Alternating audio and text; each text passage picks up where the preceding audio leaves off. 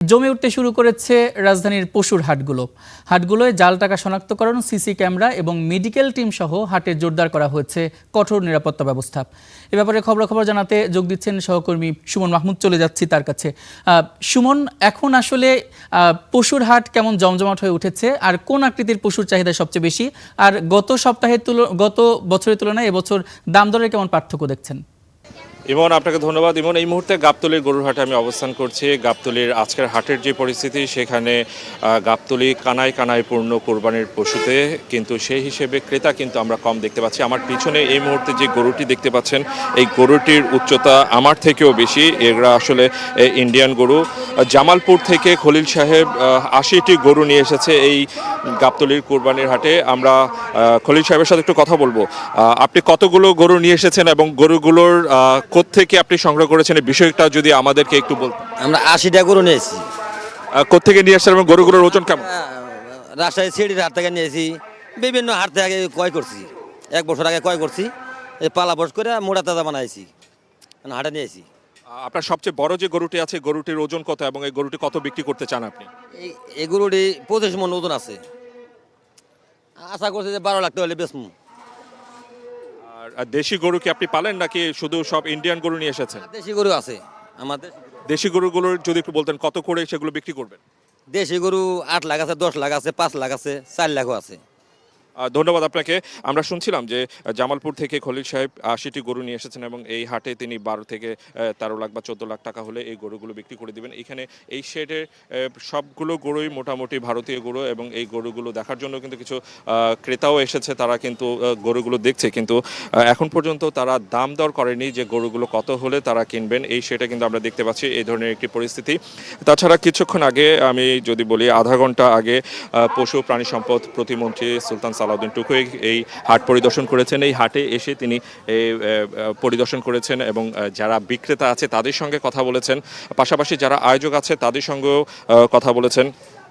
পরিদর্শন শেষে তিনি সাংবাদিকদের যে বিষয়টি জানিয়েছেন যে এই হাটে জাল টাকা শনাক্ত করার জন্য সেখানে পর্যাপ্ত মেশিনারিজ রাখা হয়েছে এবং আইনশৃঙ্খলা বাহিনীকে রাখা হয়েছে, আইনশৃঙ্খলা বাহিনীকে প্রস্তুত রাখা হয়েছে। পাশাপাশি যে হাটের যে অনিয়ম আছে বা হাটে যে দুর্নীতি আছে, সেই দুর্নীতিগুলো বন্ধের জন্য তিনি এই পর্যাপ্ত নিরাপত্তা ব্যবস্থার কথা বলেছেন। পাশাপাশি এবারের হাটে কিন্তু এবারের সারা দেশে 1,22 লাখ বা 23 লাখ কোরবানি পশুর চাহিদার বিপরীতে এখন পর্যন্ত বাংলাদেশের যে চাহিদাটি রয়েছে সেটি হচ্ছে 1,01 লাখ, যেটির জন্য হয়তো বা পার্শ্ববর্তী দেশ থেকে গরু আনা হবে না বা আনার প্রয়োজন নেই বলে সেই বিষয়গুলো কিন্তু তিনি আমাদেরকে জানিয়েছেন। ইমন। সুমন মাহমুদ, আপনাকে অসংখ্য ধন্যবাদ। এবার আমরা রংপুরের খবর জানবো সহকর্মী মাহমুদ রাফিনের কাছ থেকে। রাফিন, রংপুরে এবার জাত এবং আকার ভেদে গরুর দামের মধ্যে তারতম্য কেমন দেখছেন গত বছরের তুলনায় যদি বলি, আর ক্রেতা বিক্রেতাদের মধ্যে ক্রীড়া প্রতিক্রিয়া কি দেখছেন এখন পর্যন্ত? এমন ঈদ যতই ঘনিয়ে আসছে গরুর কেনাবেচা কিন্তু বাড়ছে। আমরা রংপুরের যে বিভিন্ন হাটগুলো রয়েছে সেই হাটগুলোতে গত কয়েকদিনে যেটি দেখেছি যে গরুর বাজার কিন্তু অনেকটা জমজমাট। যদিও হাটে যারা বিক্রেতা তারা আশঙ্কা করছেন যে এবছর কোরবানির গরু অনেকটাই কম বিক্রি হবে। তবে আমরা হাটের পাশাপাশি রংপুরের যে বিভিন্ন খামারগুলো রয়েছে সেই খামারে কিন্তু বেচা বিক্রি অনেকটা আমরা বেশি দেখেছি। আমি বর্তমানে যে খামারটি রয়েছে এটি রংপুর মহানগরীর উত্তম হাজিরহাট এলাকার NFA অ্যাগ্রো খামার। এই খামারে প্রায় 20টি গরু ইতিমধ্যেই কিন্তু এই খামারের কিছু গরু বিক্রিও হয়েছে এবং আমরা যেটি দেখতে পাচ্ছি প্রায় ঘন্টা খানেকের মধ্যে অন্ততপক্ষে 6 থেকে 10 জন কাস্টমার এসেছে এই গরুগুলো দেখতে। মূলত হাটের যাওয়ার ব্যাপারে তারা যেটি বলছে যে বৈরী আবহাওয়ার কারণে হাটে যাওয়াটা অনেকটা ক্রেতাদের কিন্তু হাটে অনেকটা তাদের কিন্তু সমাগমটা কম, কিন্তু এই ছোট ছোট যে খামারগুলো রয়েছে সেই খামারগুলোতে কিন্তু আমরা ব্যাপক সমাগম দেখতে পাচ্ছি এবং এই খামারগুলো থেকেই মূলত বিক্রি হচ্ছে। এখানে কিছু বিশেষ সুবিধাও দিচ্ছে যে খামারিরা, বিশেষ করে তারা ঈদের দিন বা আগের দিন পর্যন্ত গরু এই খামারে রাখা, গরু পৌঁছায় দেওয়া এবং ফ্রি ডেলিভারির ব্যবস্থাও অনেক খামারি করছেন।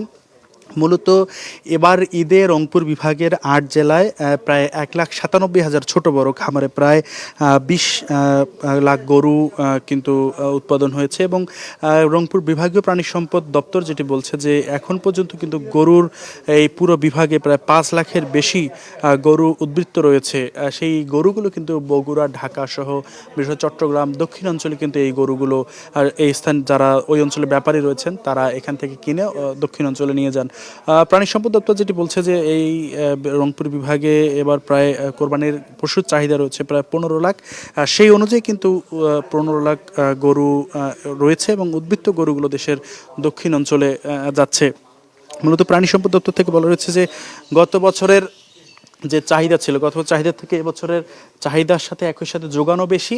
তবে আমরা গরুর হাটগুলো তো ঘুরে যেমনটি দেখতে পাচ্ছি যে বিশেষ করে যারা প্রান্তিক বিক্রেতা রয়েছেন তারা যেটি বলছেন যে গরুর হাটে কিন্তু এবার ক্রেতা অনেকটাই কম। ক্রেতারা আসছেন, দরদাম করছেন, তবে আসলে ক্রয় নিয়ে অনেকটাই আশঙ্কা রয়েছে। তবে একটি ভালো খবর হচ্ছে যে বিগত বছরগুলোতে ভারত থেকে আসা গরুর কারণে কিন্তু দেশীয় খামারিরা তারা কিন্তু অনেকটা লোকসানে পড়েছিল। তবে এবছর কিন্তু ভারত থেকে গরু না আসার ফলে কিন্তু গরুর যে দেশি গরুর দাম সেটি ভালো রয়েছে এবং ক্রেতা বিক্রেতা উভয়ের মধ্যেই অনেকটাই সুবিধাজনক পর্যায়ে দাম রয়েছে বলে ক্রেতা এবং বিক্রেতারা জানিয়েছেন।